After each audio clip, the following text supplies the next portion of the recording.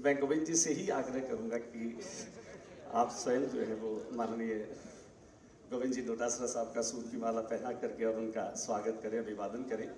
मैं माननीय doctor B D कल्ला जी से भी आग्रह करूंगा कि सूत की माला से माननीय मुख्यमंत्री जी का स्वागत अभिवादन करें। इसी क्रम में मेरा स्वागत की इस कड़ी में मैं आप सबसे निवेदन करूंगा कि जोरदार तालियां बजा करके हम स्वागत और अभिवादन और अभिनंदन करें। और इस औपचारिक स्वागत के पश्चात में सीधे निवेदन करना चाहूंगा हमारे छात्र संघ के अध्यक्ष भी आए और शब्दों से अतिथियों का और आगंतुकों का स्वागत और अभिवादन करें। छात्र संघ अध्यक्ष के लिए जोरदार तालियां बजाकर आप उनका वेलकम करें।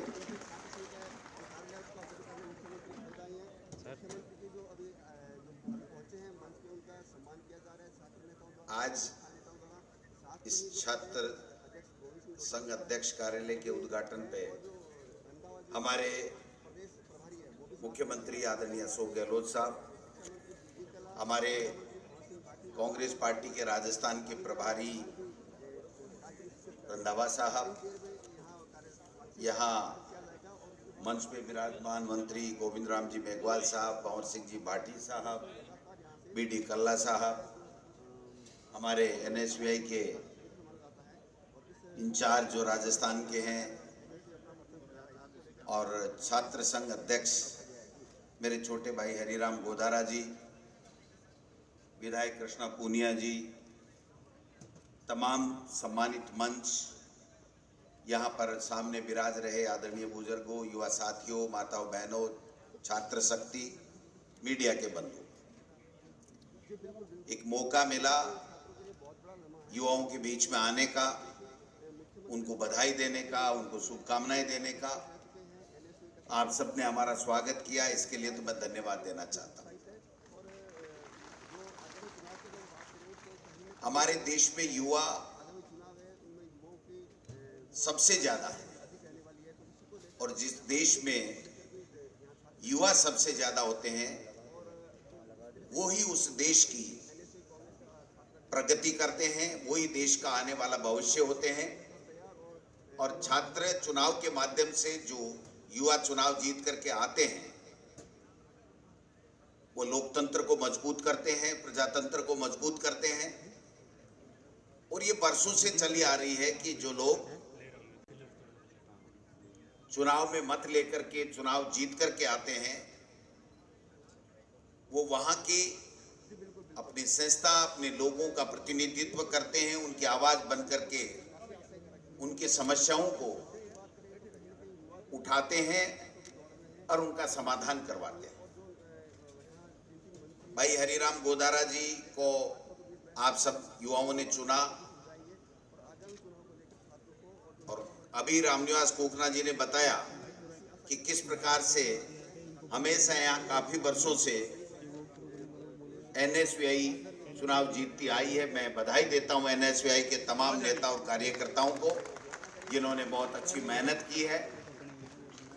मैं तो एक बात कहते हुए अपनी बात समाप्त करूंगा। मुख्यमंत्री जी को बोलना है, हमको दूसरे कार्यक्रम में भी जाना है, प्रभारी जी भी आए हैं, वो भी अपना संदेश देंगे कि युवाओं को समझना पड़ेगा कि आज के वर्तमान हालात में हमारा जो प्रजातंत्र है, हमारा जो लोकतंत्र है वो कमजोर किया जा रहा है, उसके ऊपर दिन प्रतिदिन चोट मारी जा रही है, एक तरीके से उनके बोलने का अधिकार छीना जा रहा है, उनके जो मूलभूत अधिकार हैं उनसे वंचित किया जा रहा है। तो इसके लिए अगर कोई क्रांति ला सकता है, इसके लिए अगर कोई बात उठा सकता है तो वो युवा ही होता है जो पुरजोर तरीके से अपनी बात उठा करके और अपना हक लेना जानता है। आप सब लोगों ने आशीर्वाद दिया, सरकार में आए, सरकार बनी जो अच्छे काम कर रही है। आप सब को पता है कि किस प्रकार से राजस्थान में एक से बढ़ करके एक योजना लाई जा रही है। इससे बौखला करके केंद्र की मोदी सरकार जो चुनाव लड़ करके जनता ने चुनाव जिताया राहुल गांधी जी को, उनकी सदस्यता बेईमानी पूर्वक अयोग्य उनको किया गया और प्रजातंत्र को कमजोर करने का काम किया गया है। उसके खिलाफ हम सबको आवाज उठानी पड़ेगी। हम सबको एकजुट होना पड़ेगा, इस लोकतंत्र को बचाना पड़ेगा। बार बार मुख्यमंत्री जी भी कहते हैं और सब लोग कहते हैं कि अगर कांग्रेस पार्टी इस प्रजातंत्र को मजबूत नहीं करती, लोकतंत्र को बचा के नहीं रखती, इसको मजबूत नहीं करती, तो आज प्रधानमंत्री नरेंद्र मोदी जी इस देश के नहीं बनते। अगर हमारी सबसे बड़ी खूबी अगर कोई है तो वह है हमारा मजबूत लोकतंत्र, पारदर्शी लोकतंत्र, और उसमें हमारा संविधान। तो आज जो संविधान के ऊपर भी सवालिया निशान उठ रहे हैं, संवैधानिक संस्थाओं को भी दुरुपयोग किया जा रहा है अपने राजनीतिक स्वार्थ के लिए, और लोकतंत्र को भी कमजोर किया जा रहा है। ये विषय गंभीर है, इसको हमारे युवा साथियों को, हम सबको समझना पड़ेगा, और उसकी मजबूती के लिए जो भी संघर्ष करना पड़ेगा, आप और हम सब मिलकर के संघर्ष करेंगे। ये देश हमारे शहीदों, हमारे महापुरुषों ने बहुत मेहनत करके, बलिदान, अपना सर्वोच्च बलिदान करके, अपने प्राण न्यौछावर करके और हमको देश की आज़ादी दिलाई है। और ऐसे ही नहीं, 75 साल में हम विश्व में सिरमौर बने हैं। हम सब लोगों की मेहनत है, पूरे देश के लोगों की मेहनत है। तो इस मेहनत के ऊपर अगर कोई भी व्यक्ति या कोई भी पार्टी या कोई भी सत्ता में आया व्यक्ति अगर उसका दुरुपयोग करके और अपने स्वार्थ के लिए अगर वो काम करता है, तो उसका हम सब लोगों को विरोध करना चाहिए। मैं पुनः आप सब लोग आए, पधारे, हमारा स्वागत किया, इसके लिए धन्यवाद।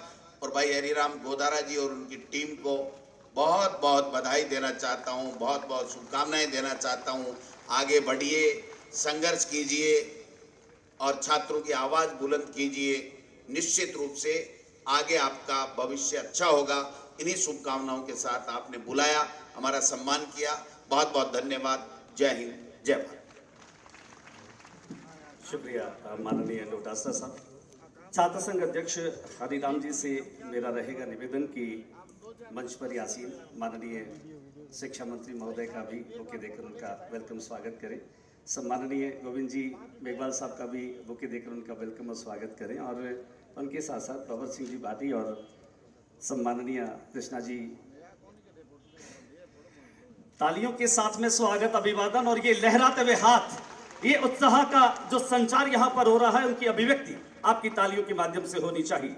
मेरा निवेदन रहेगा इस स्वागत के ही क्रम में कि हम महाविद्यालय परिसर में आए हुए सभी अतिथियों का माननीय मुख्यमंत्री महोदय का स्वागत शब्दों से भी करें। मेरा आग्रह जीपी सिंह जी से कि वे आए और स्वागत करें, आदरणीय जीपी सिंह जी से। और हरिराम जी आपसे पुनः मेरा निवेदन रहेगा, कृष्णा जी पूनिया में, माननीय लक्ष्मण जी गोदरा सर, माननीय वीरेंद्र जी बेनीवाल, आप इनका भी बुके देकर स्वागत अभिवादन करें। जोरदार तालियों से पूरे मंच का स्वागत और अभिवादन होना चाहिए।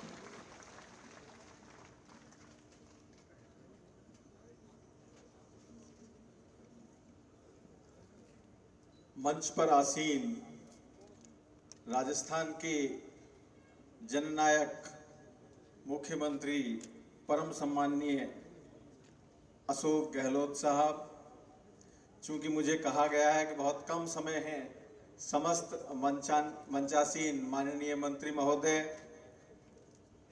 इस सभागार में उपस्थित समस्त जनप्रतिनिधि, छात्र एवं छात्राओं, बहुत ही हर्ष का विषय है कि महाविद्यालय के अंदर परम सम्माननीय मुख्यमंत्री जी ने छात्रों को समय दिया। उनकी मांग के अनुरूप मैं माननीय के ध्यान में लाना चाहता हूं कि यह जो महाविद्यालय है लगभग 75 वर्ष से अधिक पुराना है, और मंच पर जो आसीन है, इससे भी खुशी की बात यह है कि 2 कैबिनेट के मंत्री मंच पर आसीन हैं जो इसी महाविद्यालय के छात्र हैं, माननीय बीडी कल्ला साहब और माननीय गोविंद राम जी, जिन्होंने यहीं से शिक्षा ग्रहण की है।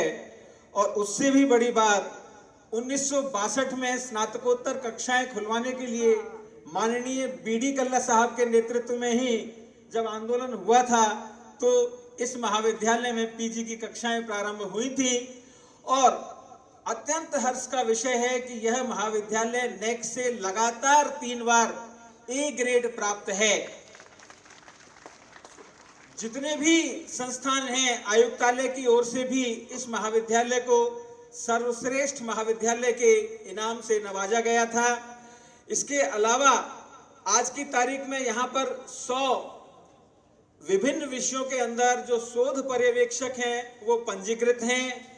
और इसी बजट में माननीय मुख्यमंत्री महोदय ने जो इस महाविद्यालय के छात्रों के लिए 15 करोड़ रुपए की लागत से ऑडिटोरियम की घोषणा की थी, जिसका कार्य भी प्रगति पर है और आशा है कि उसके शिलान्यास के लिए भी हम माननीय मुख्यमंत्री जी से निवेदन करेंगे कि जल्द ही वो यहाँ के छात्रों की भावना के अनुरूप फिर से हमें समय देकर लाभान्वित करेंगे। साथ ही एक अत्यंत विनम्र निवेदन है कि आपने बीकानेर जिले में जो 18 महाविद्यालय खोले हैं, आज पूरे जिले में 18 महाविद्यालय हैं राजकीय, उसमें जो आवंटित सीटें हैं वहां ग्रामीण क्षेत्र के जो छात्र हैं अध्ययन का लाभ ले रहे हैं। साथ ही साथ आपने भवन निर्माण के लिए जो प्रत्येक महाविद्यालय को 4 से 5 करोड़ रुपए का आवंटन किया है।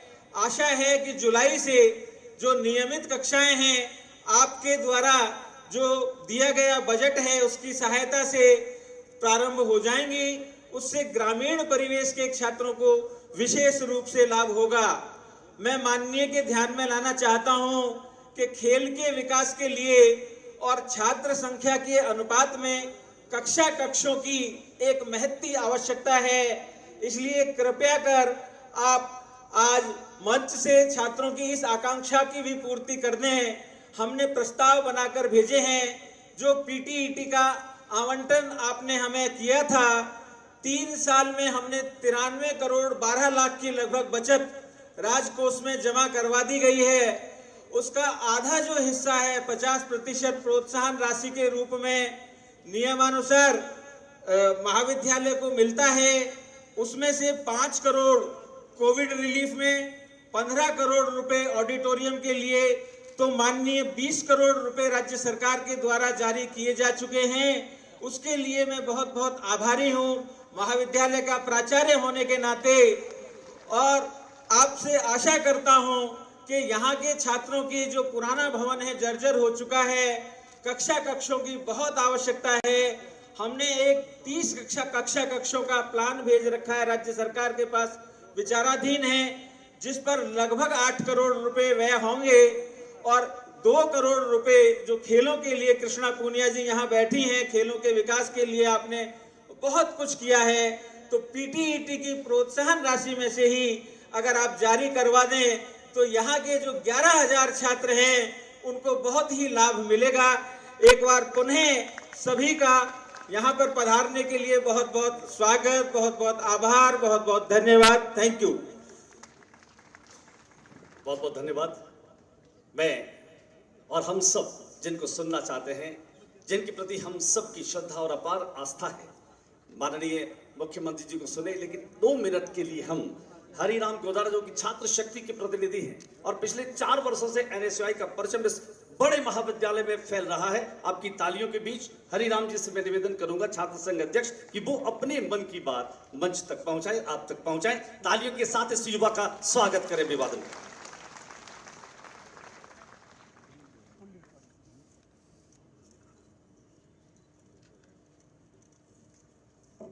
आज प्रदेश के सबसे बड़े राजकीय महाविद्यालय डूंगर महाविद्यालय में छात्र संघ कार्यालय उद्घाटन के उपलक्ष्य पर सभी छात्र छात्राओं को आशीर्वाद देने के लिए राजस्थान सरकार के माननीय लोकप्रिय मुख्यमंत्री आदरणीय अशोक गहलोत जी एवं मंचासीन समस्त अतिथियों का मैं महाविद्यालय प्रांगण की ओर से हार्दिक स्वागत अभिनंदन करता हूं और मुख्यमंत्री महोदय को धन्यवाद देना चाहता हूं कि प्रदेश के सबसे बड़े राजकीय महाविद्यालय में छात्र छात्राओं को आशीर्वाद देने के लिए अपने कीमती समय निकाल कर पहुंचे हैं। जैसे कि आपकी गांधीवादी विचारधारा है, सोच है, जो युवा साथी आगे बढ़ाने के लिए तत्पर है, जो कि अभी लोकतंत्र को कमजोर करने की साजिशें चल रही है, उसी गांधीवादी सोच को डूंगर कॉलेज के सभी विद्यार्थी निरंतर आगे बढ़ाते रहेंगे और आप पधारे समस्त मतासीन अतिथियों एवं माननीय जननायक मुख्यमंत्री महोदय श्री अशोक जी गहलोत का मैं धन्यवाद देता हूँ। धन्यवाद। जय हिंद।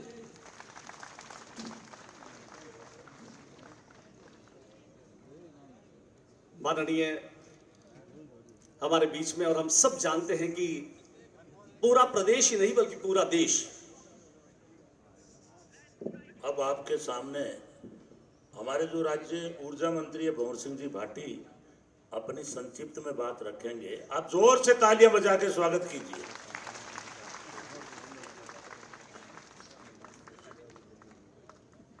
राजकीय डूंगर महाविद्यालय बीकानेर के प्रांगण में आज छात्र संघ कार्यालय उद्घाटन के इस गरिमामय कार्यक्रम में हमारे बीच में पधारे हुए राजस्थान के जननायक मुख्यमंत्री परम आदरणीय अशोक जी गहलोत साहब, इस कार्यक्रम में पधारे हुए राजस्थान के प्रभारी महासचिव आदरणीय सुखजिंदर सिंह जी रंधावा जी, राजस्थान प्रदेश कांग्रेस कमेटी के अध्यक्ष परम आदरणीय गोविंद सिंह जी डोटासरा साहब, मंच पर विराजे हुए हमारे शिक्षा मंत्री डॉक्टर बेडी कल्ला साहब, आपदा एवं प्रबंधन मंत्री राजस्थान सरकार गोविंद राम जी मेघवाल साहब, मंच पर विराजमान डॉक्टर कृष्णा पूनिया जी, विधायक सादुलपुर मदन गोपाल मेघवाल जी, लक्ष्मण कड़वासरा जी, वीरेंद्र बेनीवाल जी, मंगलाराम जी, महेंद्र गहलोत जी, यशपाल जी, गुरजोत संधू जी, प्रभारी एनएसयूआई राजस्थान, हरिराम गोदारा जी सहित सम्मानित मंच और इस कार्यक्रम में पधारे हुए सभी मेरे युवा साथियों, छात्र शक्ति, सबसे पहले तो मैं माननीय मुख्यमंत्री महोदय का आभार प्रकट करना चाहूँगा कि आपने डूंगर महाविद्यालय के छात्र संघ को उद्घाटन के इस कार्यक्रम में आपने पधार करके इस कार्यक्रम को गरिमामय बनाया। इसके लिए सभी छात्राओं से मैं कहूँगा कि जोरदार आप तालियों के साथ स्वागत करें माननीय मुख्यमंत्री महोदय का। राजस्थान के मुख्यमंत्री जी ने पिछले 5 बजट गहलोत साहब ने पेश किए। कांग्रेस की सरकार के मुखिया के रूप में आपने राजस्थान के आम जन की भावनाओं के अनुसार तमाम वर्ग को, चाहे युवा वर्ग हो, चाहे कर्मचारी हो, चाहे किसान हो, मातृशक्ति हो, बुजुर्ग हो, सबके लिए जोरदार योजनाएं पिछले 5 बजटों में आपने देने का काम किया है। शिक्षा के क्षेत्र में आपने आपके इस 4.5 साल के कार्यकाल में ऐतिहासिक काम हुए हैं। राजस्थान में 2018 तक जहां 230 गवर्नमेंट के कॉलेज होते थे, आज उन कॉलेजेस की संख्या 500 से भी अधिक हो गई है। आपका जो निर्णय है माननीय मुख्यमंत्री महोदय, इससे राजस्थान में उच्च शिक्षा के क्षेत्र में युवाओं को कॉलेज की शिक्षा प्राप्त करने का जो अवसर आपने दिया है मुख्यमंत्री महोदय, बालिका शिक्षा को बढ़ावा देने के लिए करीब 91 कन्या महाविद्यालय आपने खोले हैं पूरे प्रदेश में। इससे कन्या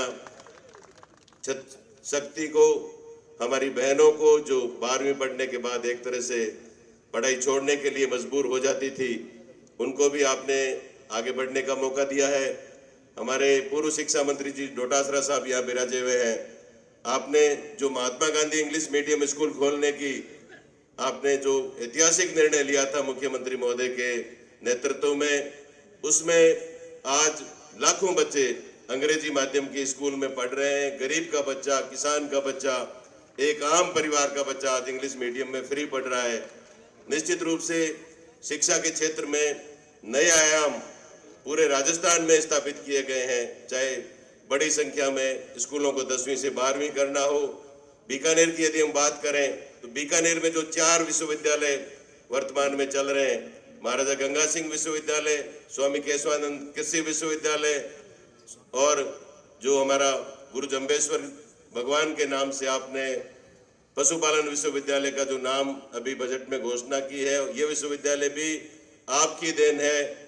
और जो इंजीनियरिंग का यूनिवर्सिटी है, बीकानेर टेक्निकल यूनिवर्सिटी, ये भी आपके कार्यकाल में 2013 में खोले गए।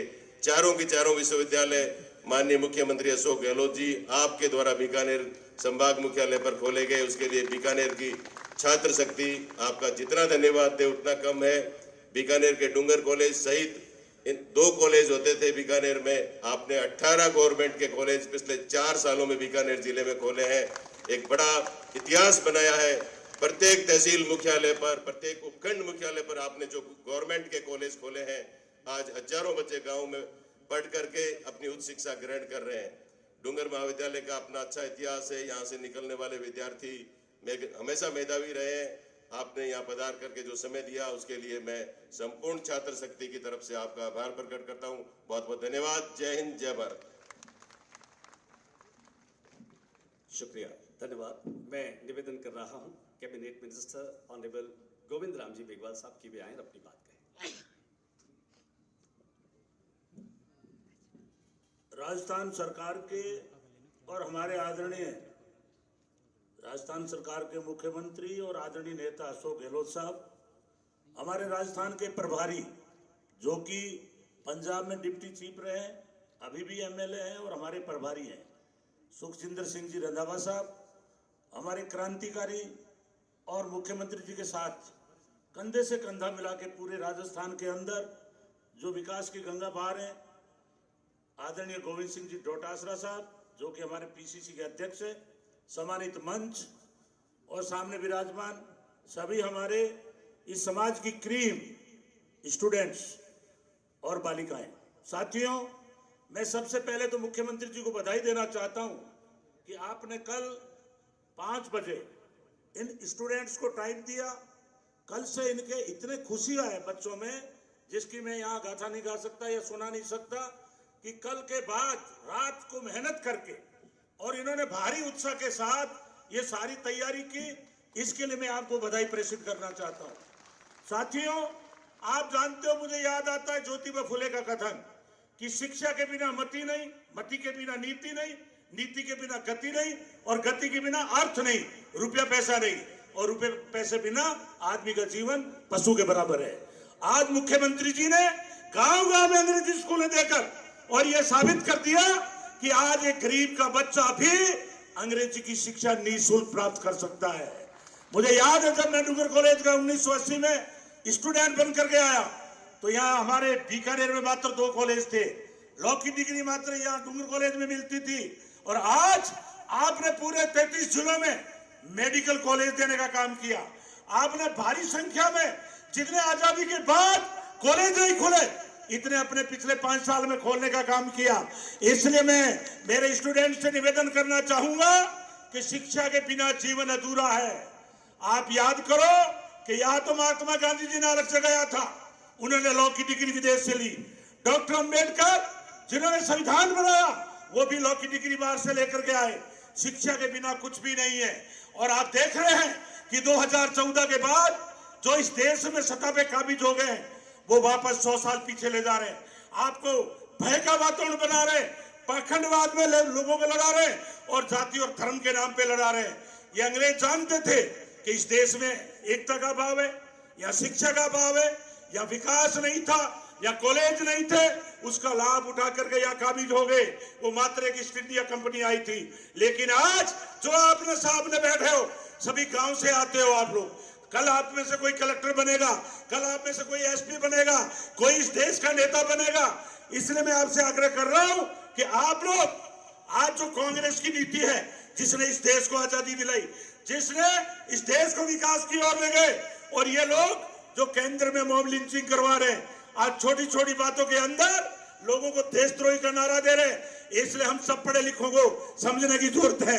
हम इस देश की क्रीम है और पढ़े लिखे लोग ही आंदोलन कर सकते हैं। इसलिए मैं महात्मा गांधी जी को याद करना चाहता हूं कि वो उस जमाने के शिक्षित थे। पंडित जवाहरलाल नेहरू जो उस टाइम बड़े रईस थे, लेकिन 12 साल उनको जेलों में रहना पड़ा और उसी रास्ते पर आज राहुल गांधी जी चल रहे हैं। 3500 किलोमीटर पैदल यात्रा की। उन्होंने कहा बेरोजगारी है देश में महंगाई है, इस देश में धर्म के नाम पर लोगों को लड़ाया जा रहा है। इसलिए मेरे नौजवानों, पढ़े लिखे आदमी को जाति से ऊपर उठना चाहिए। हम सब धर्म के लोग हैं, हिंदू मुस्लिम सिख ईसाई, हम सब हैं भाई भाई। यही कांग्रेस का नारा है और अशोक गहलोत नहीं आंधी है, ये राजस्थान के, ये पूरे राजस्थान में नारा लग रहा है। मुख्यमंत्री जी, हम आपकी योजनाओं को गांव गांव में प्रचार करेंगे। आपने जो हमें फ्लैगशिप योजना दी, आपने चिरंजीवी योजना देकर आज आपने 25 लाख का इलाज फ्री कर दिया। आपने किसान की बिजली फ्री कर दी 2000 यूनिट, आपने 100 यूनिट बिजली कर दी फ्री, जिससे गरीब का बच्चा भी पढ़ सकता है।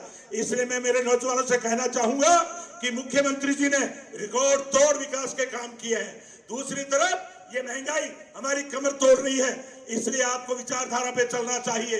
एक विचारधारा सांप्रदायिकता का जहर घोल रही है और एक विचारधारा कांग्रेस की, जिसने आजादी दिलाई, जो विकास की ओर अग्रसर है।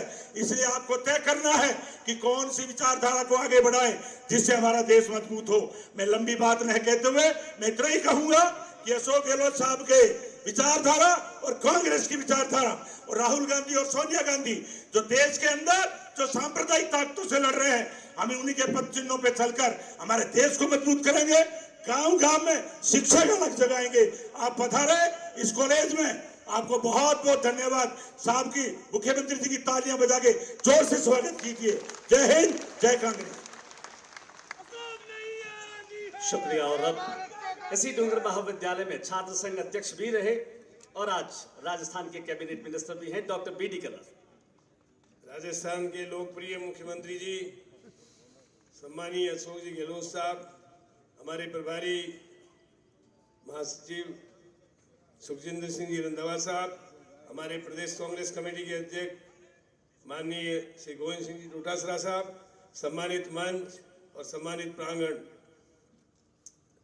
भाई हरिराम जी गोदारा NSUI के यहाँ अध्यक्ष बनकर जीते और इन्होंने निश्चित रूप से NSUI के सिद्धांतों पर काम किया। इनको भी मैं धन्यवाद देता हूँ, इनकी पूरी टीम को बधाई देता हूँ। देखिए, कोई भी व्यक्ति जीवन में बनना चाहता है तो बिना शिक्षा के उसका जीवन अधूरा है, बिना तालीम के वो कुछ भी नहीं बन सकता। इसलिए तालीम बहुत जरूरी है। मुझे याद है कि इस कॉलेज में MSc की कक्षाएं खुलवाने के लिए हमको डंडे खाने पड़े थे, यहाँ की यूनिवर्सिटी बनाने के लिए बहुत संघर्ष करना पड़ा। लेकिन मैं धन्यवाद देना चाहता हूँ हमारे माननीय मुख्यमंत्री जी को, उन्होंने यहाँ 4 विश्वविद्यालय बनाने में अपना अभूतपूर्व योगदान दिया। और अभी हाल ही में इस बजट में 15 करोड़ रुपए हमारे आग्रह पर यहाँ का ऑडिटोरियम, जब से ये कॉलेज बनी थी तब से छात्र संघ के लोग मांग कर रहे थे, 15 करोड़ रुपए ऑडिटोरियम के लिए दिए। इसके लिए भी मैं आपका आभार व्यक्त करता हूँ। यहाँ पर आज 4 इंजीनियरिंग कॉलेज, मेडिकल कॉलेज में 100 सीटें थी, उसकी जगह 250 सीटें, 4 नेशनल लेवल के रिसर्च इंस्टीट्यूट, ये सब आपकी देन है। और इस बजट में भी मेडिकल कॉलेज में ट्रॉमा सेंटर, हमारे यहाँ ICU, ECMO मशीन जो राजस्थान में कहीं नहीं है, हमारे यहाँ PBM हॉस्पिटल में आपने मंजूर की है। इसके अलावा प्रिंसिपल साहब GP सिंह जी ने जो मांगे रखी है, हम निश्चित रूप से कक्षा कमरों की कमी के लिए भी माननीय मुख्यमंत्री जी से आग्रह करेंगे कि जो PTET का पैसा है उसमें 50% पैसा हम वापस डूंगर कॉलेज को देते हैं। उस फंड से कक्षा कमरों की भी दूरी कमी करने का हम पूरा प्रयास करेंगे। मैं इस अवसर पर बहुत ज्यादा नहीं बोल कर, चूंकि हमको माननीय मुख्यमंत्री जी को सुनना है, इसलिए अधिक न कहकर इतना ही कहना चाहूंगा, इस कॉलेज ने IAS, IPS, RAS, डॉक्टर और इंजीनियर्स दिए हैं। इस कॉलेज को मेहरबानी करके हमारा यूनिवर्सिटी का संगठक महाविद्यालय जिस दिन बना देंगे, उस दिन ये कॉलेज अपने आप उत्तरोत्तर प्रगति के पथ पर पथारूढ़ हो जाएगा। और संगठक महाविद्यालय में यहाँ पर 11-साढ़े 11,000 विद्यार्थी हैं, यूनिवर्सिटी में मात्र 400 विद्यार्थी हैं। तो यूनिवर्सिटी में भी रिसर्च, एकेडमिक एक्सेलेंस आएगी और सरकार के ऊपर कोई आर्थिक भार नहीं आएगा, बल्कि सरकार का भार निश्चित रूप से धीरे धीरे कम हो जाएगा। तो डूंगर कॉलेज और MS कॉलेज को हमारी महाराजा गंगा सिंह यूनिवर्सिटी का कॉन्स्टिट्यूएंट कॉलेज बनाने से ये कॉलेज उत्तरोत्तर प्रगति के पथ पर पथारूढ़ होगा। माननीय मुख्यमंत्री जी ने क्या बजट में नहीं दिया, राहत, बचत और विकास, हर घर में इन्होंने फायदा किया है। आज इंग्लिश मीडियम के जो स्कूल खुले हैं उसमें हमारे बच्चे जो हैं IAS बनेंगे, डॉक्टर बनेंगे, इंजीनियर बनेंगे और हर तरीके से आगे बढ़ेंगे। इसी प्रकार किसानों के लिए 2000 यूनिट फ्री बिजली, आम आदमी कोई उद्योग शुरू करना चाहे 5 साल तक लाइसेंस की जरूरत नहीं। शिक्षा विभाग अकेला आपकी प्रेरणा से 1 लाख युवाओं को नौकरी दे रहा है। ये बजट युवाओं को समर्पित है। अन्य विभागों में भी अनेक लोगों को रोजगार मिलेगा। और इसके साथ साथ आपने बजट में जो राहत प्रदान की है आम आदमी को, 500 रुपए में गैस का सिलेंडर। एक तरफ केंद्र की सरकार महंगाई बेरोजगारी बढ़ा रही है, माननीय मुख्यमंत्री जी ने घर घर को राहत पहुंचाई है, इसलिए हम उनका हार्दिक अभिनंदन करते हैं और मैं अपनी वाणी को विराम देता हूं। जय हिंद। धन्यवाद। और अब मेरा आग्रह प्रदेश प्रभारी आदरयोग सुखजिंदर जी रंधावा साहब से कि वे आए और अपनी बात रखें। जोरदार तालियों के साथ रंधावा जी का अभिवादन और अभिनंदन करें।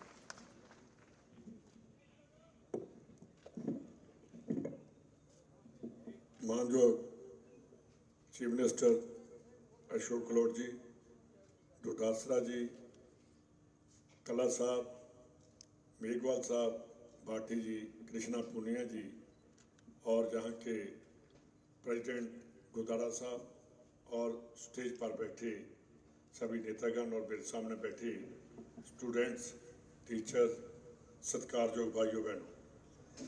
पहली बात तो मेरे को खुशी इस बात की है कि अमृतसर की गुरु नानक देव यूनिवर्सिटी में टोटल 16,000 स्टूडेंट है और आपके कॉलेज में 11,500 से मैं आपको मुबारकबाद देना चाहता हूँ। जिस स्टेट में पढ़ने की रुचि हो वो कभी पीछे नहीं रह सकता। और मैं रास्ते में बात करता आ रहा था कि चीफ मिनिस्टर साहब ने किसी स्टेट के लिए 3 चीज़ें बहुत बढ़कर होती हैं: education, health and road infrastructure. Health में इन्होंने राइट टू हेल्थ दे दिया, वो बहुत बड़ी बात है और पूरे हिंदुस्तान में एक ही स्टेट है। एजुकेशन में जो मैं सुन रहा हूँ 18 कॉलेज और पैसे इन्होंने वो किए हैं और रोड्स का इंफ्रास्ट्रक्चर मेरा ख्याल सबसे बढ़िया आपका है जो मैं जितनी भी आज तक इतनी स्टेट्स घूम कर आया। ठीक है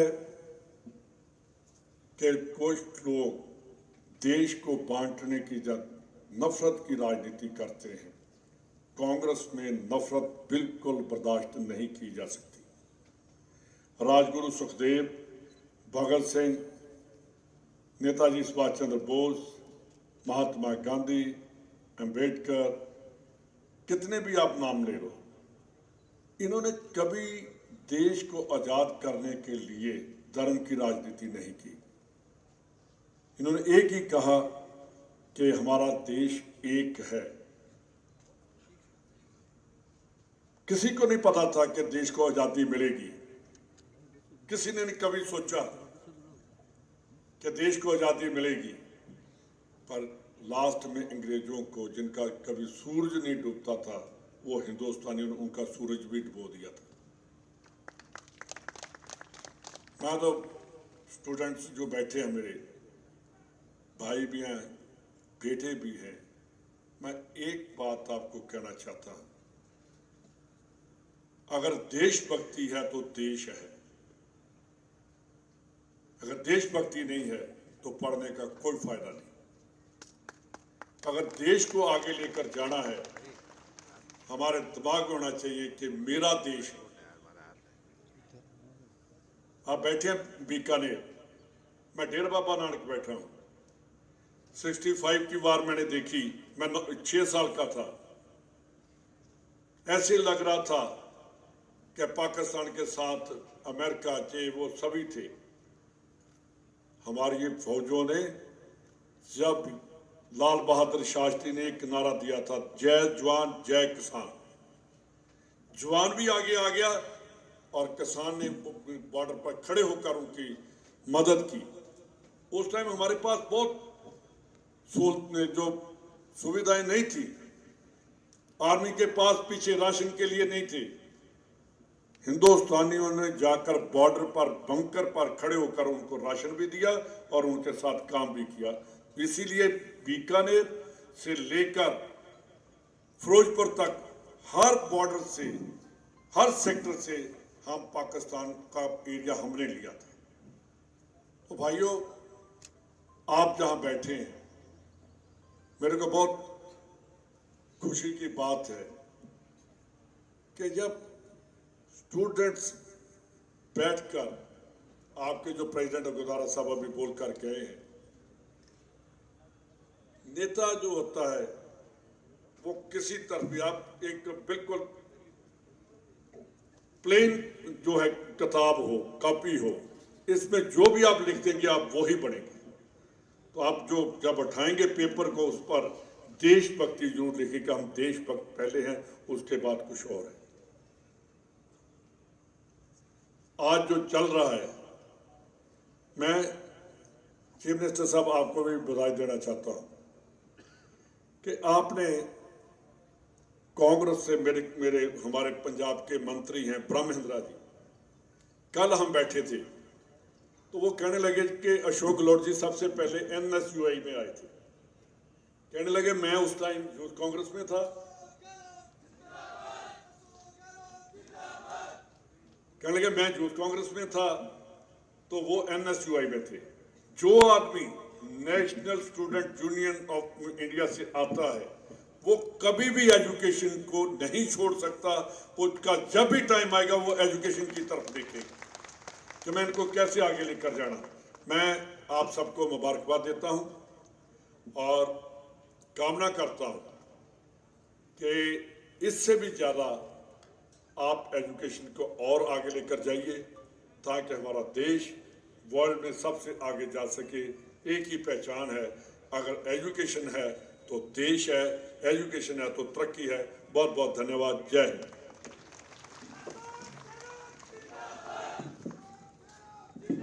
चार पंक्तियों के साथ मैं आमंत्रित करना चाहता हूं मुख्यमंत्री महोदय को कि मचा हुआ हाहाकार, छाया घोर अंधकार, धुंधली दिशाओं को प्रकाश की जरूरत है।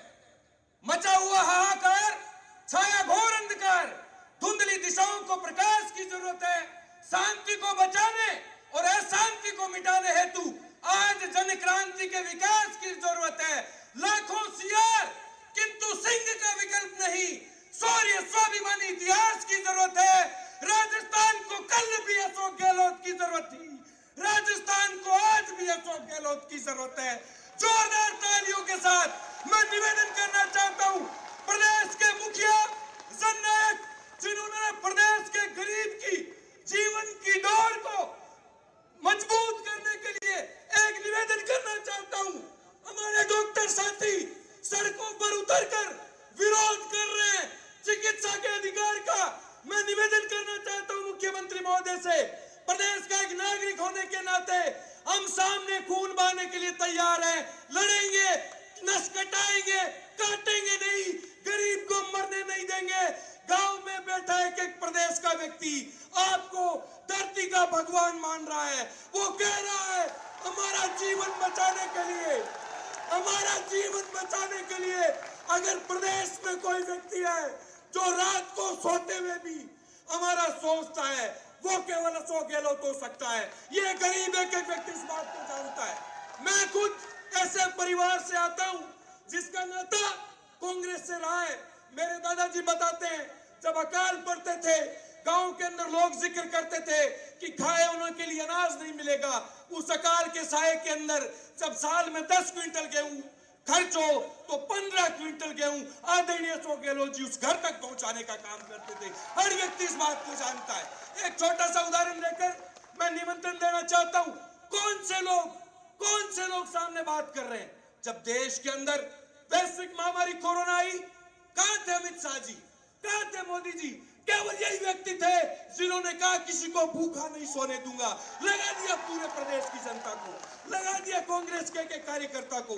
इसलिए मन में दर्द है। भारतीय जनता पार्टी की सरकार के शासनकाल में इन गरीब किसान के बच्चों की फीस वृद्धि को रोकते हुए 17 दिन तक आंदोलन किए हमने। मैं 5 दिन स्वयं जेल के अंदर भूखा रहा हूं, इसलिए मन के अंदर दर्द है। इसलिए मैं निवेदन करना चाहता हूं मुख्यमंत्री महोदय से कि गरीब के विद्यार्थी, किसान परिवार से या नौजवान लगातार चौथी बार एनएसयू यहाँ पर विजय हुई है। प्रदेश का सबसे बड़ा महाविद्यालय है, प्रदेश का सबसे बड़ा महाविद्यालय जहाँ के विद्यार्थी अशोक गहलोत जी के सपनों को साकार करने के लिए रोडवेज बस के अंदर 15 रुपए किराया देकर आता है कि अपना बाप जो खेत के अंदर कंधे पे पाइप डालकर उम्मीद कर रहा है कि मेरा बेटा पढ़ेगा, उसके सपनों को साकार करने के लिए इस महाविद्यालय के अंदर गरीब किसान का बेटा आता है। हम प्रतिदिन नौजवान साथियों से यही आग्रह करते हैं। अंत में अपनी बात को समाप्त करते हुए अंत में यही बात कहना चाहता हूं कि किसानों पर और पूरे प्रदेश ही नहीं, मैं तो कहता हूं पूरे देश में बीजेपी के लोगों द्वारा हो रहे अत्याचार एक बार फिर निकले हमें जगाने को और स्वतंत्रता के प्रथम समर की हमको याद दिलाने को। अरे चोर लुटेरे क्या जानेंगे गांधी की परिभाषा को, लोकतंत्र की आशा को, संविधान की भाषा को। मत समझो असमत अकेले है कुछ भी कर पाने में, एक दिया काफी है अंधियारे को दूर भगाने में।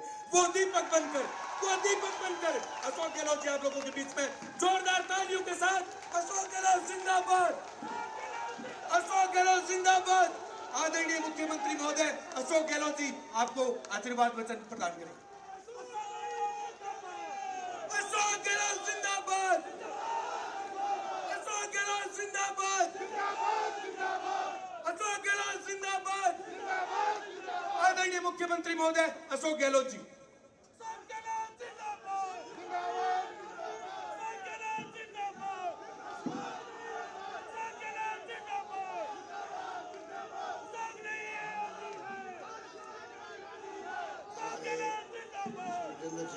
साहब, हमारे राजस्थान प्रदेश कांग्रेस के अध्यक्ष गोविंद डोटासरा जी, हमारे वरिष्ठ नेता बीडी कल्ला साहब, गोविंद मेघवाल जी, भंवर सिंह भाटी साहब, श्रीमती कृष्णा पूनिया जी, गुरु संधू जी NSU के प्रभारी, GP सिंह जी आचार्य और हमारे नवनिर्वाचित छात्र संघ के अध्यक्ष हरिराम गोदारा जी, राम निवास कुकना जी और बेनीवाल जी, यशपाल गहलोत जी, मंगलाराम जी गोदारा, लक्ष्मण कड़वासा जी, शिवलाल जी गोदारा, श्यामचंद्र जानी जी और तमाम यहाँ उपस्थित हमारे अध्यापकगण और मेरे प्यारे साथियों, नौजवान साथियों, भाइयों और बहनों, मुझे खुशी है कि आज डूंगर कॉलेज में लंबे अरसे बाद में आने का सौभाग्य मिला। जब राजीव गांधी जी थे तब इस कॉलेज में आए थे हम लोग, और जो डूंगर कॉलेज का नाम है, ये आपने ठीक कहा, ये नाम पूरे बीकानेर संभाग तक सीमित नहीं है। डूंगरपुर का नाम पूरे राजस्थान के अंदर है। डूंगर कॉलेज संख्या के हिसाब से भी आज लंबे अरसे से सफर तय करता करता यहाँ तक पहुँचा है, और यहाँ के छात्र निकल के, जैसा मेरे पूर्व वक्तों ने कहा, अच्छे कीर्तिमान स्थापित भी किए हैं। मैं आप सबको सबसे पहले तो अपनी ओर से, आप सबकी ओर से हरिराम गोदारा को छात्र संघ अध्यक्ष बनने के लिए बधाई देना चाहता हूँ। आप सबका विश्वास हरिराम पे रहा और एक नौजवान को अवसर दिया आपने। अभी रामनिवास कुकना जी जोश खरोश के साथ में आह्वान करे थे आप सबको, ये जज्बा बना रहे आप में। आप लोग देश में क्या हो रहा है, प्रदेश में क्या हो रहा है और दुनिया में क्या हो रहा है, वहाँ तक भी आपकी नॉलेज होनी चाहिए। नॉलेज इज पावर, ये नई थीम चली है पूरी दुनिया के मुल्कों में। जो ज्ञान है किसी के पास में, वो भी बहुत बड़ी ताकत होती है। इसके मर्म को समझना चाहिए आपको भी। लिखना, पढ़ना, अध्ययन करना, आजकल तो स्मार्टफोन है, इंटरनेट सेवाएं हैं, पूरी जानकारियाँ संजो के रखना, मैं समझता हूँ ये जिंदगी भर काम आती है, जिंदगी भर काम आती है। इतने प्लेटफॉर्म पे डिस्कशन होते हैं देश की राजनीति के बारे में, प्रदेश के बारे में, दुनिया के बारे में। खाली पढ़ाई लिखाई से काम नहीं चलता है। एक तरफ अन्य एक्टिविटी होती है खेलकूद के साथ साथ में, वो उसका महत्व, चाहे वो स्काउट, NSS, NCC हो, और चाहे वो एक्टिविटी खेल के साथ साथ में किस प्रकार हम सोच बढ़ाते हैं अपना। मैं समझता हूँ कि वक्त का तगाजा है कि हम किस प्रकार से हर घटनाओं को वाच करें। व्यक्तित्व भी और कृतित्व भी हमारा दोनों शानदार बने। सरकार कोई कसर नहीं छोड़ रही, बिल्कुल ठीक कहा गया कि अगर स्वास्थ्य सेवाएं और शिक्षा में अगर आप प्रायोरिटी देते हो सरकार की तरफ से, और मानव संसाधन वुमेन रिसोर्स बनता है अपने राजस्थान का, नौजवानों का, आने वाला कल आपके ऊपर निर्भर करेगा, देश का भविष्य, प्रदेश का भविष्य। मानव संसाधन जितना अच्छा बनेगा, सर्वश्रेष्ठ बनेगा, वो इन्वेस्टमेंट है राजस्थान के लिए। इस बात की गांठ बांध लो। खाली पढ़ाई, बीए पार कर ली, एमए पार कर ली, उसके साथ में आपने कितना ज्ञान प्राप्त करना। ज्ञान में और शिक्षा में भी अंतर है। नॉलेज होना बहुत जरूरी है, शिक्षा भी आवश्यक है, पर साथ में शिक्षा होगी तो ज्ञान भी होगा। मैं समझता हूँ कि ये राजस्थान के भविष्य में उज्जवल है। देखिए, राजस्थान में नौजवानों के लिए सरकार कोई कमी नहीं रख रही है, एक के बाद एक स्कीम लेकर आ रही है, वो आपके ज्ञान के अंदर है। हर तरीके से छात्रवृत्ति की बात हो, अनुप्रति योजना जो अफोर्ड नहीं कर सकते हैं उनको 30,000 बच्चों को, हम लोग पहले 15,000 थे, अब 30,000 कर दिए। फ्री कोचिंग करवाने की बात है। जो बच्चे अफोर्ड नहीं कर सकते हैं और प्रतिभाशाली है, उनको विदेश तक भेजने का हमने फैसला किया। पहले 200 बच्चे थे, संख्या बढ़ती गई, इस बार 500 बच्चों को प्रति साल भेजने का फैसला किया है। आने जाने का खर्च अमेरिका जाए, इंग्लैंड जाए, कहीं जाए दुनिया के मुल्कों में, जहाँ एडमिशन हो गया खर्चा सरकार दे रही है, आने जाने का भी, वहाँ रहने का भी और वहाँ की फीस का भी। 2-3 स्लैब बना दिए गए। ये क्यों किया गया कि यहाँ के बच्चे जो हैं आने वाले कल के भविष्य बने, मानव संसाधन के रूप में वो आगे आए और प्रदेश की भी, देश की सेवा भी करें। और ये आजकल माहौल अच्छा भी है। ऑल इंडिया सर्विसेज के अंदर भी IAS बन रहे हैं, ज़्यादा बच्चे राजस्थान ही जा रहे हैं, पहले ऐसा नहीं था। ये जो बदलाव आ रहा है उसका कारण भी है कि शिक्षा में हमने जोड़ दिया है। पहली बार मैं जब मुख्यमंत्री था 98 के अंदर, जब सिर्फ 6 विश्वविद्यालय राजस्थान में थे, आज 89 विश्वविद्यालय राजस्थान के अंदर खुल गए। 89 विश्वविद्यालय। पहले आज़ादी के बाद से 18 तक, हमारी सरकार आने के पहले तक 250 के लगभग कॉलेज थे, 47 गर्ल्स कॉलेज थे। आज हमने 4 साल के अंदर 303 नए कॉलेज खोल दिए, उसमें 130 कॉलेज गर्ल्स के खोल दिए। ये घोषणा कर रखी है, या 500 लड़कियां पढ़ेगी गांव में या कस्बों में, कहीं पे भी वहाँ कॉलेज बना दिया जाएगा। आप सोच सकते हो कि गर्ल्स एजुकेशन महत्व रखती है अपना। तो शिक्षा के क्षेत्र में जिस प्रकार से इंग्लिश मीडियम स्कूल की बात की गई, लगातार खोले जा रहे हैं हम लोग। बच्चे जो जाते नौकरी करने के लिए बार बार फॉर्म भरने पड़ते थे, इस बार मैंने घोषणा कर दी है, एक बार फॉर्म भरो, एक बार फीस दो, बाद में जितनी बार एग्जाम देने जाओगे बार बार फॉर्म भरने की या फीस देने की जरूरत नहीं पड़ेगी आपको। ये हॉस्टल बन रहे हैं हर जिले के अंदर, जिससे कि बच्चों को आराम मिल सके रहने के लिए। दिल्ली में हॉस्टल बना रहे हैं हम लोग। दिल्ली में उदयपुर हाउस था पुराना, कोर्ट से हम जीत गए, खाली हो गया। वहाँ शानदार हॉस्टल बन रहा है, जो कि कॉम्पिटिशन में जाना चाहते हैं दिल्ली में बच्चे, उनको रहने के लिए सुविधा मिल सके। कहने का मतलब है कि एक तरफ 100 जॉब मेगा फेयर लगाने का निर्णय किया अभी हमने। अभी जोधपुर में, बीकानेर में, अभी मैं भरतपुर जाकर बीकानेर पे लाया था। मेगा जॉब फेयर अच्छे लग रहे हैं, अच्छी नौकरी मिल रही है। अब 100 मेगा फेयर जॉब फेयर लगेंगे तो ऑन द स्पॉट के लोगों की नौकरियाँ लगेगी। इस प्रकार से पेपर लीक की घटनाएं हुई। मुझे तो बहुत दुख हुआ, क्योंकि 26-27 लाख एग्जाम देने वाले थे बच्चे। हमने बड़े शौक से कहा इनको रोडवेज की बसें फ्री ट्रांसपोर्ट करवाएंगे। फिर मैंने मीटिंग ली, तो मैंने कहा प्राइवेट, क्योंकि इतनी संख्या बढ़ गई थी, रोडवेज की बसें कम पड़ रही। मैंने कहा नहीं, प्राइवेट में किराया सरकार देगी। बड़े खुश हो गए सब लोग, बच्चे भी। फिर कलेक्टर को फ़ोन किया गया कि भाई ये बाहर के बच्चे आएंगे दूर दूर से, रात को कहाँ ठहरेंगे, कहाँ खाएंगे पिएंगे, कैसे वो कल जाएंगे एग्जाम देने।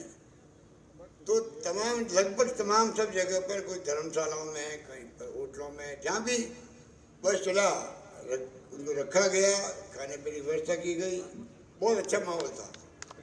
और सेकंड ने देखा पेपर आउट हो गया। अब बताइए कितना क्या बीती होगी। पर हमने जो जिस प्रकार से कड़ी कार्रवाई करी, पहली बार कोई पकड़े गए पेपर आउट करने वाले, नंबर 1 जेलों में भेजा गया, उनको डिबार किया गया, स्टूडेंट को भी जो हरकतें में शामिल थे, उनके बिल्डिंग दर्ज की गई जयपुर के अंदर। नया कानून बना दिया हमने, राजस्थान सरकार ने, असेंबली के अंदर कड़ी सजा का प्रावधान उसके अंदर है, सब कुछ किया गया। हम चाहते हैं कि बच्चों को नौकरियां करीब 1.25 लाख 1.5 लाख दे दी हम लोगों ने। 1 लाख 1.25 लाख के अभी इंटरव्यू चल रहे हैं, एग्जाम चल रहे हैं, सब काम हो रहा है। और 1 लाख की मैंने घोषणा और कर दी बजट के अंदर। इस प्रकार से सरकारी स्तर पर नौकरी मिले, इन्वेस्टमेंट बाहर से आए तो संभावना बढ़ जाती है कि आपको प्राइवेट सेक्टर में भी नौकरी मिलने की संभावना बढ़ जाती है। इस प्रकार से जो फैसले सरकार कर रही है, उसका लाभ आप देख रहे हैं आने वाले वक्त में सबको मिलेगा। इंग्लिश स्कूल का एक मामूली ये फैसला नहीं है। मैं खुद बचपन में इंग्लिश के खिलाफ था, क्या काम आएगी। आज 40 साल के बाद में मुझे महसूस हुआ कि इंटरनेशनल लैंग्वेज इंग्लिश है। पहले मोबाइल फ़ोन, कंप्यूटर नहीं थे। ये तो राजीव गांधी का सपना था, देश में कंप्यूटर भी आ गए, मोबाइल फ़ोन, इंटरनेट की सेवाएं आ गई। उस वक्त लोगों ने समझे थे कि राजीव गांधी कहना क्या चाहते हैं। जिस प्रकार से उन्होंने सपना देखा उस वक्त 21वीं सेंचुरी में हम लोग भी विकसित राष्ट्रों की तरफ आगे बढ़े हैं। आज अगर मोदी जी बात करते हैं विश्व गुरु बनने की, अगर राजीव गांधी का सपना नहीं होता तो बात ही नहीं कर पाते। जिस रूप में आज देश में चाहे इंदिरा गांधी की हत्या हो गई, वे खालिस्तानी बने थे। राजीव गांधी शहीद हो गए, पूरे उपमहाद्वीप में शांति स्थापित करने की बात करते थे। त्याग और बलिदान आज़ादी के पहले भी, आज़ादी के बाद में भी जिस शिल्प में हुआ है, इसका इतिहास भी आपको ध्यान रखना चाहिए और उसकी स्टडी करनी चाहिए। इतिहास बनाना जिंदगी में आपको कभी कहीं जाकर के, चाहे आप राजनीति में आए, चाहे आप उद्योगपति बने, व्यापारी बने, सोशल वर्कर बने, ये जिंदगी में इतिहास काम आता है। इतिहास वही बना पाता है जो इतिहास का अध्ययन करता है कि हमारे उन नेताओं का इतिहास कैसे बना। कम बात नहीं है। जिस रूप में देश आगे बढ़ रहा है, लोकतंत्र 75 साल के बाद में यहाँ पर कायम रहा है, ये कम बात है। हमारे साथ में पाकिस्तान आज़ाद हुआ, बार बार सैनिकों का शासन, बंदूकों का राज, वहाँ के प्रधानमंत्री को फांसी की सजा, क्या क्या नहीं हुआ। हमारे यहाँ आत्मनिर्भर देश, पाकिस्तान की खबरें पढ़ते होंगे भी आप 15-20 दिन महीने भर से। अब तो वहाँ कल मैंने खबर पढ़ी, एक राज्य में इलेक्शन होने थे, इलेक्शन करवाने का पैसा उनके पास नहीं है, सरकार के पास। आप जस्ट इमेजिन, आप सोचिएगा क्या दुर्गति हो रही है वहाँ पर, महंगाई की और दूसरी बातों की वो सोच नहीं सकता। और हमारा मुल्क में जड़ें मजबूत रही, पंडित नेहरू की दूरदृष्टि थी, जिस कारण से इस्पात के कारखाने बड़े बड़े, उस जमाने के बड़े बड़े बांध, कल कारखाने, IIT संस्थाएं प्रीमियर देश की, IIM, ICAR एग्रीकल्चर की, काजरी जोधपुर के अंदर, क्या बड़ी बड़ी संस्थाओं का यहाँ पर जो उनके प्रारंभ किया गया, उसके कारण से आज रिसर्च भी हुई है, ग्रीन रिवोल्यूशन भी हुआ है, हम आत्मनिर्भर भी हुए हैं सब क्षेत्रों में। आज दुनिया की हम आर्थिक ताकतों में माने जाते हैं। क्यों माने जाते हैं? अगर पंडित नेहरू की सोच नहीं होती तो हम भी पाकिस्तान की तरह स्थिति बनती है हमारी। तो कहने को बहुत लंबी बातें हैं, मैं तो आपको इतना कहना चाहूँगा कि सरकार सोशल सिक्योरिटी का ध्यान दे रही है। पेंशन हम 1 करोड़ लोगों को दे रहे हैं, बुजुर्गों को, सज्जनों को, विधवाओं को, एकल नारी को। अभी मैंने मिनिमम 1000 रुपये कर दी पेंशन की, पहले 500 भी थी। इस प्रकार से हम हर चीज़ पे ध्यान दे रहे हैं।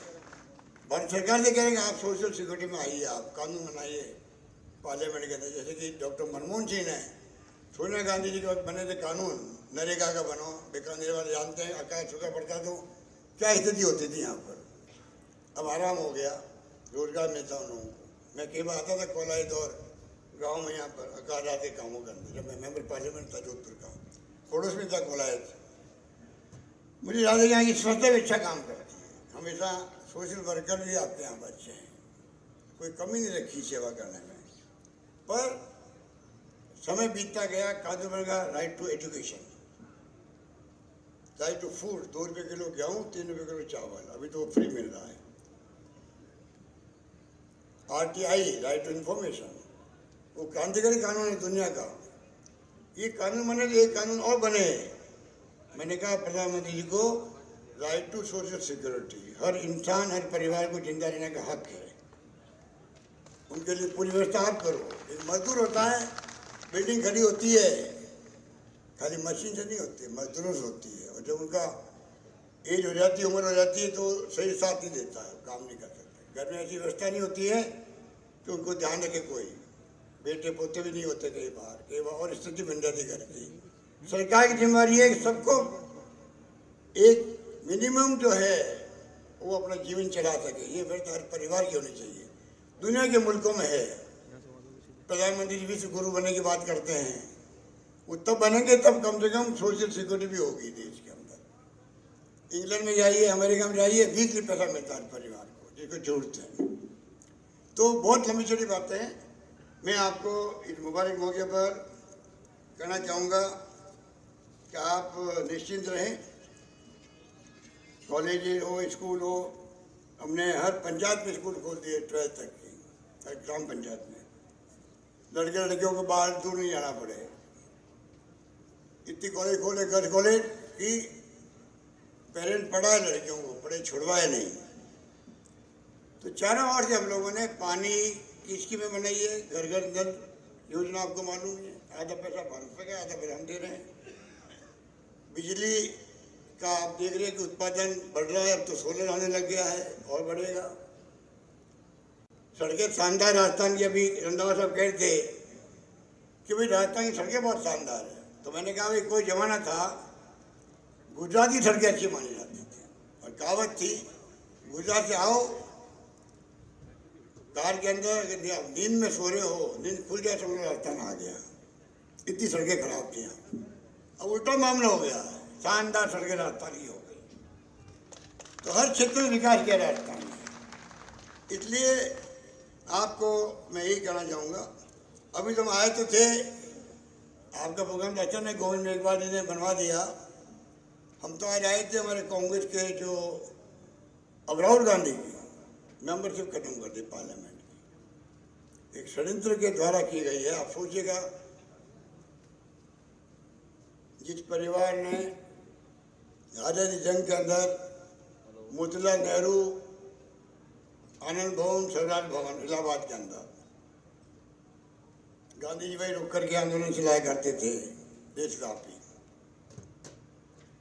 पंडित नेहरू उधर 12 साल की जेलों में बंद रहे, उस जमाने की जेलों में बंद रहे 10-12 साल तक। लिमिटेड ऑफ वर्ल्ड हिस्ट्री, विश्व इतिहास की झलक और भारतीय खोज किताबें लिखी जो पढ़ने लायक है। जेलों के अंदर लिखी, बैठे जेल के अंदर लिखी। और प्रथम प्रधानमंत्री बने, 17 साल तक प्रधानमंत्री रहे। इंदिरा गांधी जी शहीद हो गई पर खालिस्तानी बने थे, मैंने कहा आपको। राजीव गांधी शहीद हो गए, तो राहुल गांधी के दादी शहीद हो गई, उनका सीना छलनी कर दिया गया प्रधानमंत्री रहते हुए। राजीव गांधी उनके पिता थे, प्रधानमंत्री बनने वाले थे दूसरी बार, उनको बम तोड़ दिया गया। उसके बेटे को किस प्रकार सोशल मीडिया में आपने डैमेज किया है, उनके पर्सनैलिटी को, वो सबको मालूम। यात्रा भयंकर शानदार करी, देश में जलजिला उठ गया।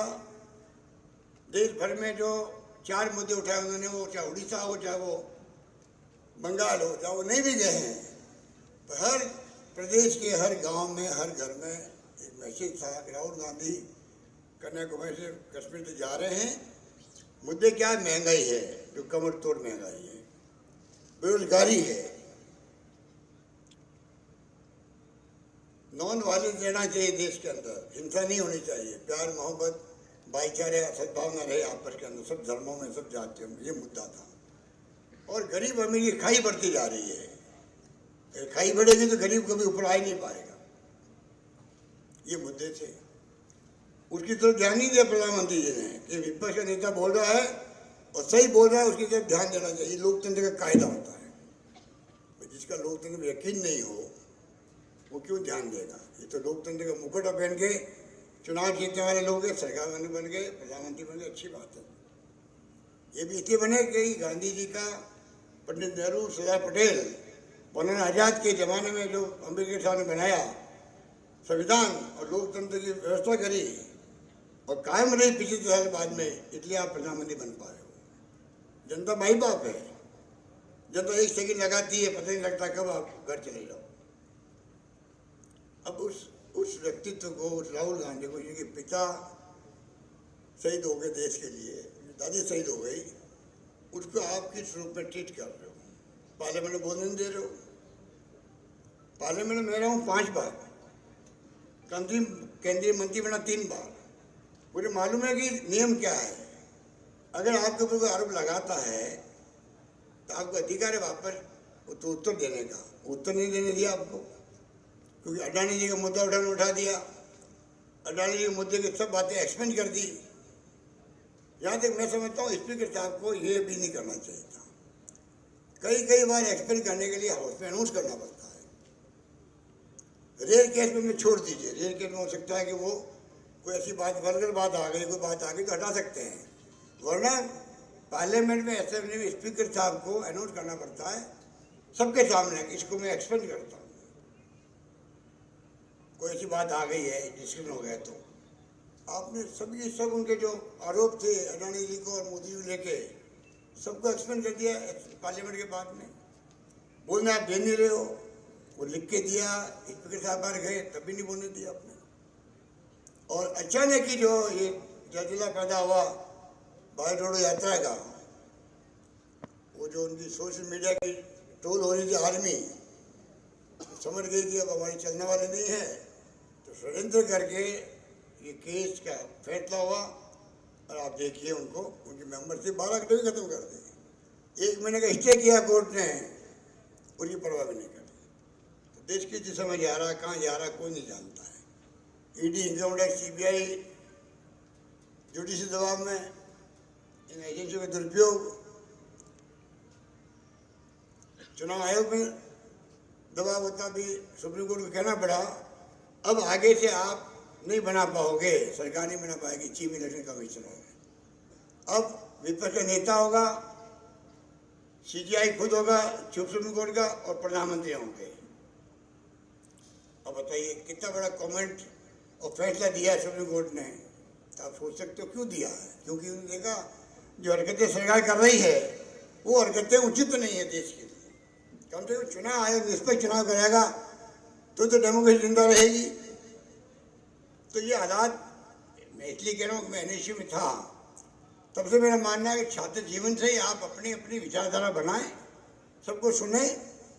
डेमोक्रेसी है, कौन सी पार्टी की विचारधारा क्या है, एक मन में आपके विचार आने के भी कौन सी बातें ठीक है, देश हित में है, समाज के हित में है, गरीब के हित में है, दलित के, पिछड़ों के हित में है, आदिवासियों के हित में है, वो सब फैसला आपको करना है। कोई हाथ पकड़ के आपको एनएसयू मेंबर नहीं बनाता है। जो विचारधारा पैदा होती है उससे बनते हैं। मैं बना था एनएसयू के प्रेसिडेंट, उसके पहले मैं कांग्रेस से कैसे बना बताऊंगा, फिर मैं अपनी बात समाप्त कर देता हूँ। बड़ा इंटरेस्टिंग है। मैं एमए कर रहा था इकोनॉमिक्स के अंदर, बीएससी करने के बाद में और इंदिरा गांधी जो थी उन्होंने एक झटके के अंदर 14 बैंक थी, उनके मालिक पूंजीपति हुआ थे। पूंजीपति होते थे पहले मालिक बैंकों के, सरकार नहीं हुआ करती थी, शायद आप मेरे कई लोगों को जानकारी भी नहीं होगी। उनके मालिक टाटा हो, बिरला हो, गोयनका जो वो होते थे मालिक पूरी बैंक के। ब्रांचेज शहर में होती थी, गांव में नहीं होती थी। अब गांव ब्रांचेज मिल रही है आपको। और गरीब को पैसा, किसान को पैसा घर मिलता है गांव में। उस जमाने में खाली बीकानेर, जोधपुर, जयपुर, ये बड़े शहरों में बैंकें होती थी। और गरीब आदमी निकलता था, हम जैसा पुलिस वाला बाहर बंदूक लेकर खड़ा होता, सोचता भाई ये बैंक है खाली, कार में आओ, जिसके हाथ में ब्रीफ के लोग अंदर जा सकता है। ये माहौल था उस जमाने में। इंदिरा गांधी ने एक झटके में बैंकों का कर दिया राष्ट्रीयकरण, सरकारीकरण कर दिया बैंकों का। और राजा महाराजा को प्रीवियस पर्स मिलता था पहले। राजा महाराजा घर बैठे हुए बिना कोई कारण के, क्योंकि जब मुल्क आजाद हुआ राजे रजवाड़े सब मिला दिए गए, एक राज्य बन गया। जैसे 22 रजवाड़े थे राजस्थान में, राजस्थान बन गया, ऐसा हिंदुस्तान बन गया पूरा देश। कहते हैं पंडित पटेल साहब ने जो है घूम के पूरी मेहनत करी, पूरे देश की 500 से अधिक रियासतें थी, उनको एकजुट कर दिया। उनके बाद उनको प्रीवियस मिलता था। इंदिरा जी ने उस प्रीवियस को खत्म कर दिया। मुरारी भाई जैसे ही थे उप प्रधानमंत्री, उन्होंने गुस्से में इस्तीफा दे दिया। वित्त मंत्री वो भी थे, वित्त मंत्री थे, पर इंदिरा गांधी ने इतना बड़ा कदम उठाया।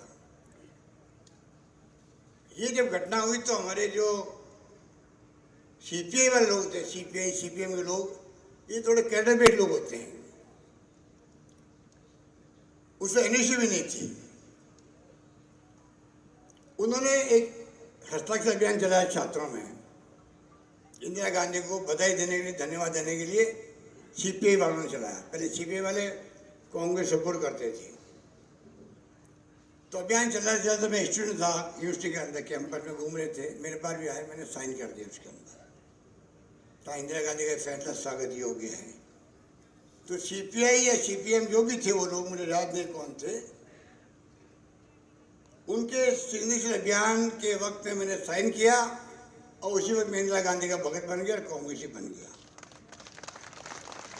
मैं आपको एग्जाम्पल दे रहा हूँ कि फैसले ऐसे होते हैं देश के अंदर, चाहे वो कोई पार्टी सरकार में हो, उनको वॉच करो कौन से फैसले देश हित में, समाज के हित में, किस पार्टी की नीतियाँ गरीब के पक्ष में, किस पार्टी की विरोधियाँ अमीरों के पक्ष में, व्यापारियों के पक्ष में, उद्योगपतियों के पक्ष में। ये फैसला सब आपको करना है। इस प्रकार से राजनीति होती है। तो मेरी खुशी है कि आज बहुत कम समय में जो आपकी संख्या है यहाँ बैठे हुए हैं, ये इस बात का प्रतीक है कि आपने जो चुनाव किया है और हरिराम गोदारा बने छात्र अध्यक्ष, वो भी गांधी जी की बात करें तो मुझे बहुत अच्छा लगा। वो गांधीवादी बनना चाहता है, लगता है गांधीवादी बनेगा वो। और रामनिवास कुकड़ा को मैं गांधीवादी बना दूंगा।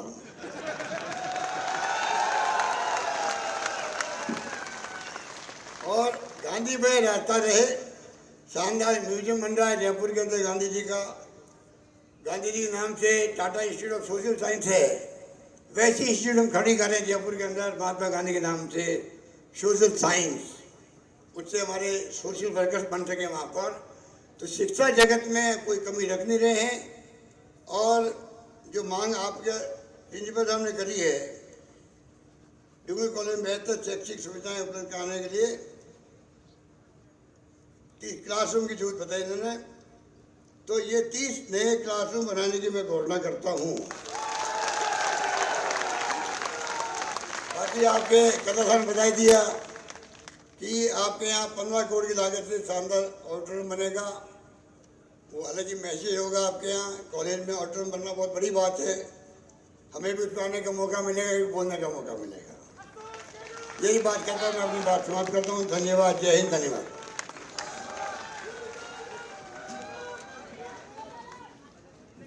आदरणीय जननायक माननीय अशोक गहलोत जी ने आशीर्वाद स्वरूप अपने विचार आपके बीच में रखे। अब मेरा निवेदन कि सम्मान प्रतीक आपको भेंट करेंगे। सम्मान प्रतीक महाविद्यालय के तरफ से साथी हरिराम गोदारा, सभी साथियों हरिराम गोदारा सम्मान प्रतीक माननीय मुख्यमंत्री महोदय को भेंट करें। हरिराम गोदारा।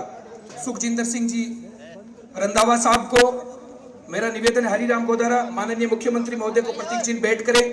सुखजिंदर जी रंधावा साहब जो प्रभारी है हमारे, गोविंद सिंह जी डोटासरा साहब को सम्मान प्रतीक भेंट करें। डॉक्टर बीडी कल्ला साहब को, गोविंद राम जी मेघवाल साहब को, भंवर सिंह जी भाटी साहब को, कृष्णा पूनिया जी को, वीरेंद्र बेनीवाल जी को, मंगला